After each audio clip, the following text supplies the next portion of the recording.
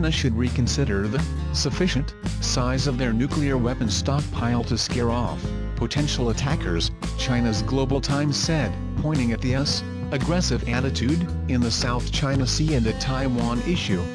One of the lessons China has to learn from the Donald Trump-Vladimir Putin summit is that Washington respects military power in the first place and vast stockpile of nuclear weapons. In particular, the Chinese Communist Party-affiliated paper said in an editorial on Friday. The article suggests that Russia's nuclear arsenal is behind the U.S. leaders' respect for the country and probably the only reason that had earlier deterred NATO from engaging in open conflict in Ukraine and Syria with Russia, just by looking at the aggressive attitude in the South China Sea and the Taiwan question. We know that China's nuclear strength is far from sufficient. Part of the strategic arrogance may come from its absolute nuclear advantage, the editorial warned. It added that one day Washington may turn this arrogance into military provocation involving China, thus boosting nuclear weapons development to show determination to defend its core national interests, must be a top priority for the country, the article stressed. While Moscow and Washington are global nuclear hegemons by the number of warheads, Beijing lags behind the two powers in the nuclear club. Chinese forces possess approximately 270 warheads compared to the several thousand-strong U.S. and Russian arsenals.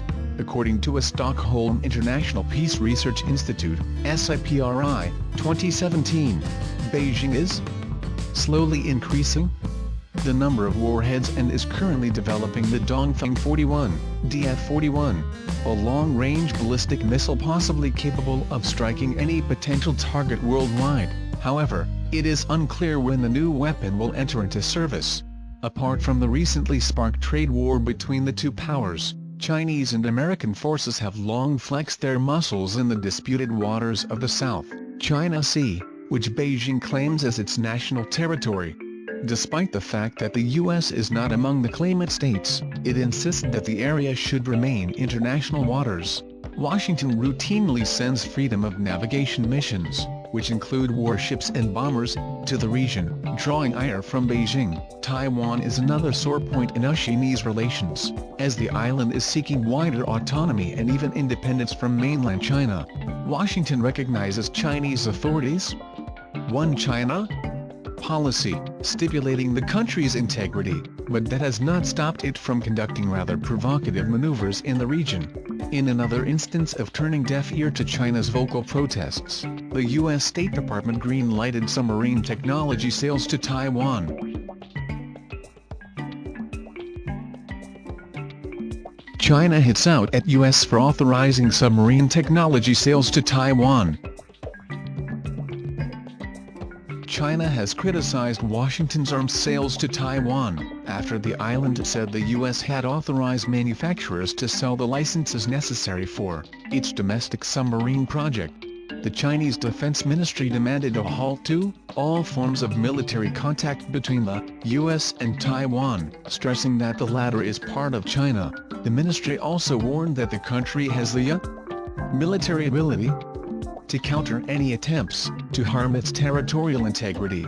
China's military has the ability and determination to defeat all attempts to separate our country, and will adopt all necessary measures to resolutely defend national sovereignty, security and territorial integrity. He also demanded that Washington abide by the One China principle, which serves as the political foundation for the China's ties. The same approach was echoed by the country's foreign ministry, which said that cutting arms sales to Taiwan would prevent severe damage to Sino-US ties. On Saturday, Taiwanese authorities said that the U.S. Department of State had green-lighted the selling of technology that will enable Taiwan to build its own domestic submarines. The news was announced by Taiwan's Central News Agency, which cited Ministry of National Defense (MND) spokesman Chen Chengqi in presidential office, spokesman Sidney Lim. Taiwan has long been a flashpoint in China relations. Notably, Washington has never agreed to end arms sales to Taiwan and even said that it does not need consultations with Beijing on the matter. The arms sales could boost separatist sentiment on the island, which could lead to military consequences, as mainland China would immediately deploy troops to curb a separatist riot. Moscow-based professor at the People's Friendship University of Russia, Yuri Tagorsky. The U.S. move could draw open military actions? As Taiwan has always been the most sensitive topic for Beijing, according to the analyst, the Americans are walking on two legs. On the one hand there are trade provocations, on the other there is a very serious military provocation. It is also a very unpleasant move for the Chinese, and I'm afraid that there might be grave implications in the nearest future. The professor also stressed that unlike his predecessors, U.S. President Donald Trump started his tenure with playing the Taiwan card. While previous administrations maintained the One China policy despite arms sales never having stopped. The shift in U.S. policy towards Taipei is also reflected by the recently passed bill allowing U.S. officials at all levels to travel to the island, as well as Trump's phone call to Taiwanese President Tsai Ing-wen. Tagorsky noted, China is becoming more and more sensitive when it comes to international affairs, but it can do little about this particular issue as to on arms deals. Because Beijing is currently more engaged in another economic development regarding U.S. attempts to revise trade tariffs, which has more practical value for China. It's more of a matter of prestige for China because it plans to reunite with Taiwan one day, and the U.S. selling arms to it is harming this plan. Notably, recently appointed U.S. National Security Advisor John Bolton could visit Taiwan in June, according to The Economist.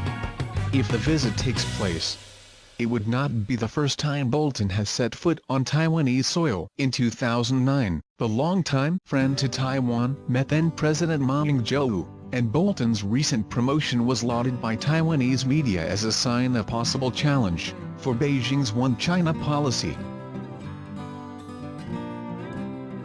U.S. warships sail through Taiwan Strait for first time in a year as China tariffs kick in. Two U.S. destroyers, the USS Mustin and the USS Benfold, have passed through the narrow waterway separating mainland China from Taiwan. The maneuvers come as an unraveling trade spat ramps up tension between Washington and Beijing. The U.S. warships entered the Taiwan Strait on Saturday and were still in the waterway as of Saturday night, Taiwan's defense ministry reported.